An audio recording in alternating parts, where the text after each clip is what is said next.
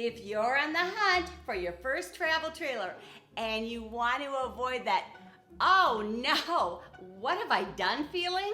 You're in the right place. Just like you, 5 years ago, I too was overwhelmed by all of the different travel trailer choices that were available. But when we're newbies, we don't know what we don't know. I learned the hard way that not all travel trailers are best suited for everyone. So today I'm going to share the top 6 things I wish I knew back then, so you don't have any regrets like I did before you sign that purchase agreement. Hi, I'm Randy, and every Thursday I help you make big memories in small campers. And Thursdays are my favorite day because we get to hang out together.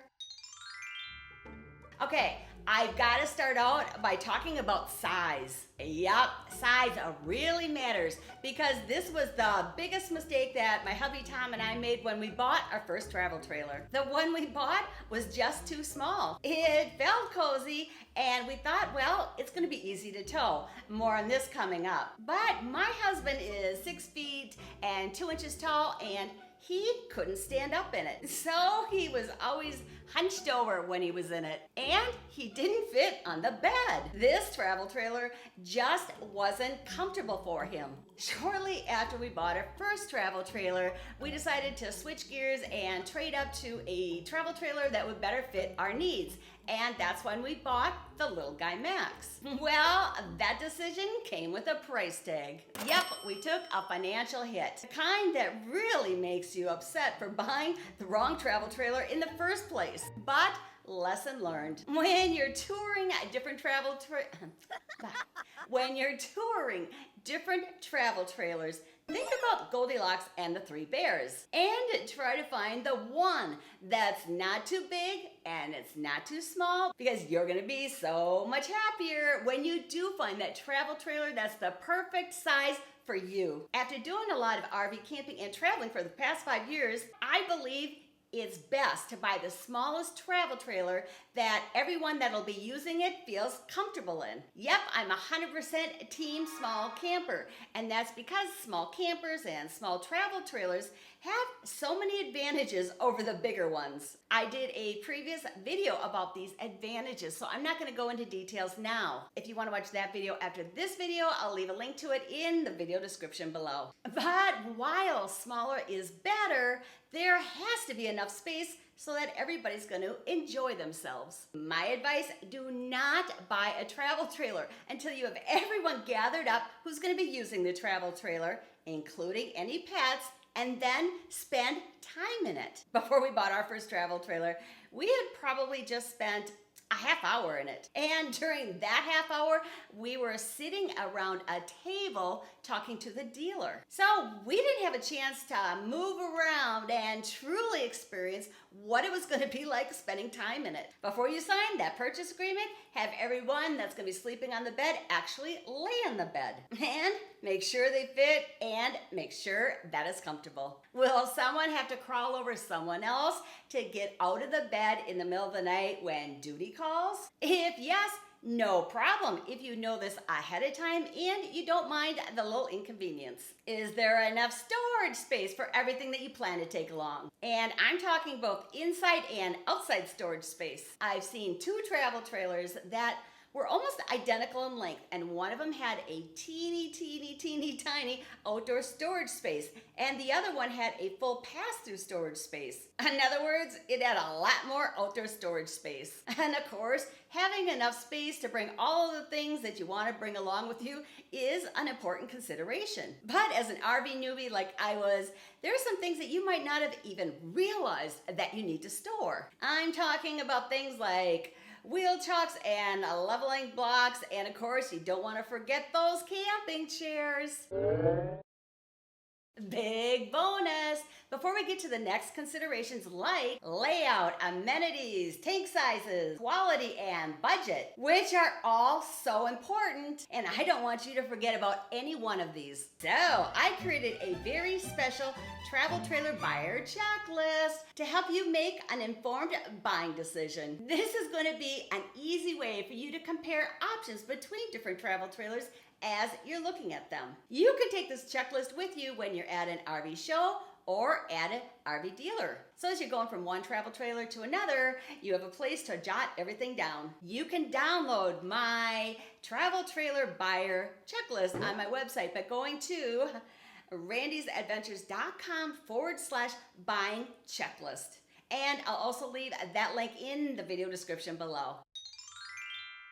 Next, let's talk about what's going to be pulling your future getaway on wheels. Because just like a travel trailer, not all vehicles are created equal. That's why it's critical that you know your vehicle's towing capacity ahead of time so that you avoid buying a travel trailer that's too big or weighs too much so that your vehicle can't safely tow it. That, of course, is if you plan to tow your trailer with the vehicle that you currently own. This is important because you never want to tow a travel trailer that's heavier than the towing capacity of your vehicle because this can be really dangerous. You can usually locate your vehicle's towing capacity in your vehicle's manual or on the driver's side door jamb or on the manufacturer's website. Remember, safety first. So don't go travel trailer shopping until you have this information. So on your checklist, I've added a place for you to add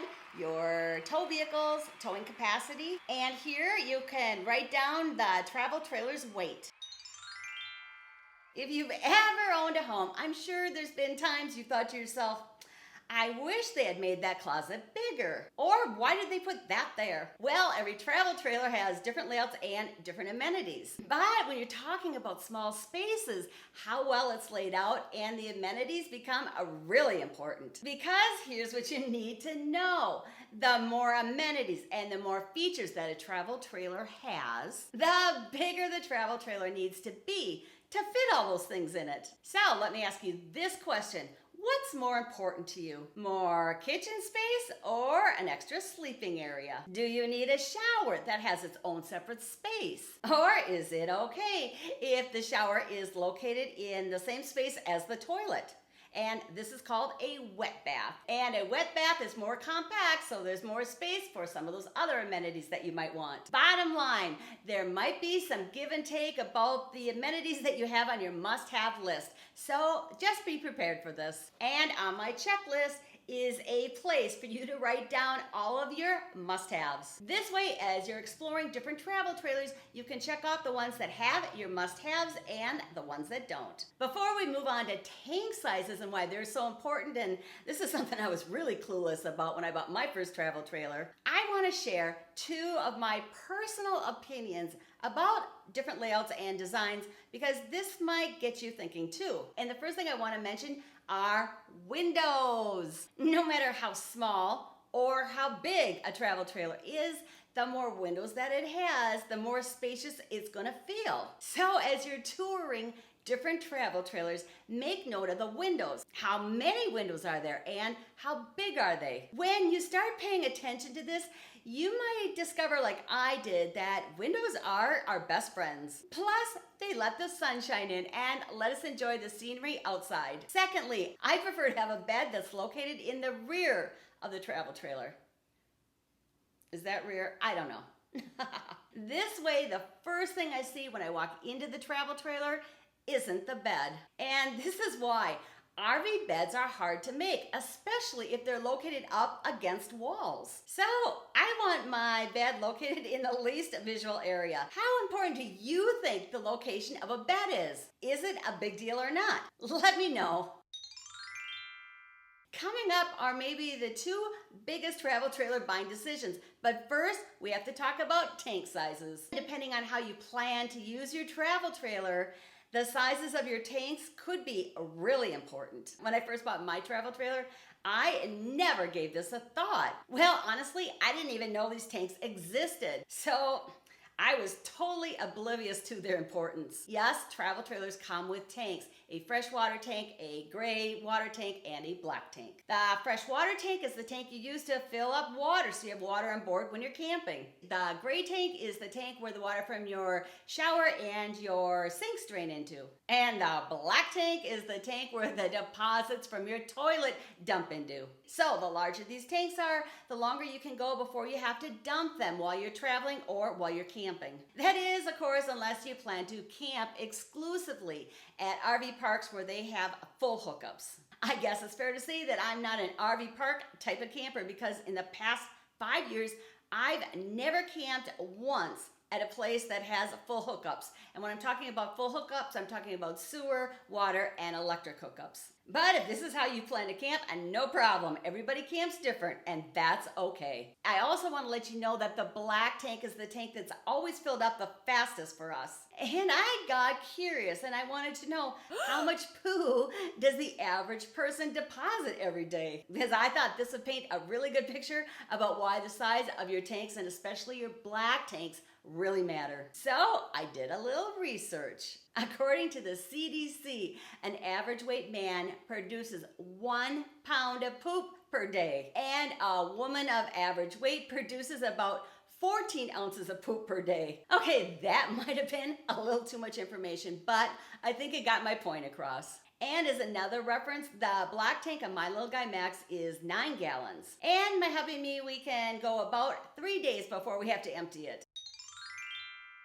I know I keep saying that each one of these considerations is really important, and that's because they are, including the construction quality of the travel trailer. The quality is going to directly impact the durability, safety, long-term maintenance costs, and how reliable it will be. But also, the better the quality, the more enjoyable that your camping and your travel experiences are going to be. Now, I'm not an RV quality expert, and if you've never owned a travel trailer before, I'm guessing that you're not either. So thank goodness there's several indicators that we can use to help us determine if a travel trailer is built well or if it's not. First, we can trust our guts when we first step inside. There's always that feeling you get, you know what I mean? Also, pay close attention to the materials that are used both inside and outside. Open cabinets and drawers and see if they feel sturdy and if they operate smoothly. Solid wood or quality plywood might be preferable over particle board or stapled together pieces. High quality windows and doors should fit tightly to prevent leaks and to help insulate the trailer. Check for recognizable brand names on the appliances and other electronics. Manufacturers are unlikely to pair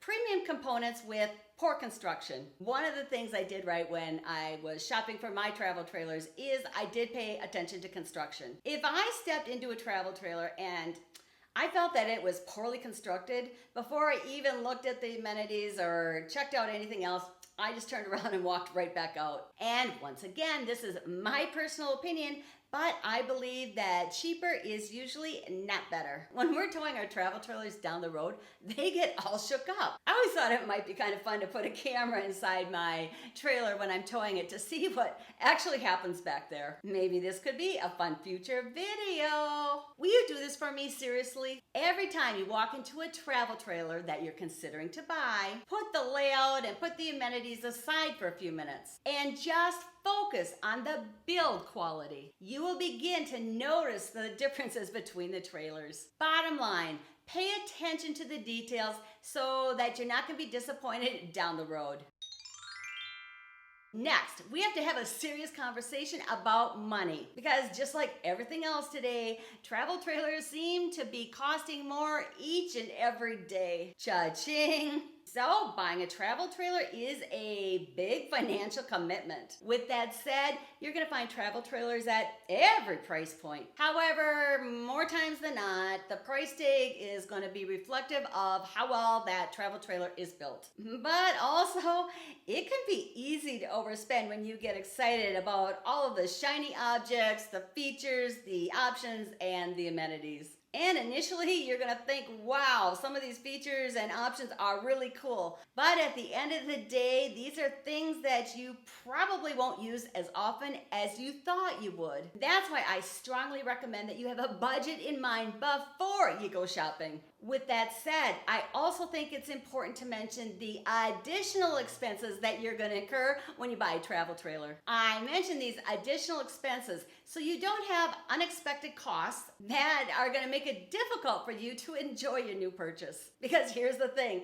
these costs can really add up, and these additional expenses took me for a surprise. I did a previous video that tells you everything you need to know about these additional expenses, and you can click on this video right up here to watch it now. And I'm also going to put a link to my travel trailer buying checklist up here. Don't worry if you want to do both, because I'm also going to leave links to both of these in the video description below. Well, that's a wrap, and I can't wait to hang out with you again next Thursday.